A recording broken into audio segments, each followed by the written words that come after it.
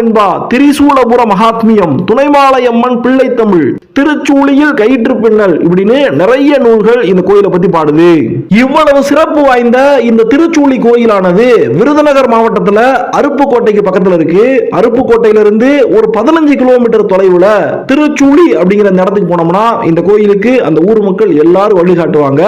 நம்மளும் நம்முடைய வாழ்க்கையில தேவார பாடல் பெற்ற தலமாக இருக்கக்கூடிய, ஆத்ம சாந்தி அளிக்கக்கூடிய தலமாக இருக்கக்கூடிய இந்த திருச்சூழிக்கு நம்முடைய வாழ்க்கையில ஒரு முறையாவது வந்து இங்க இருக்கக்கூடிய சாமியை கும்பிட்டு அவருடைய அருளை வாங்கிக்கிறோம்.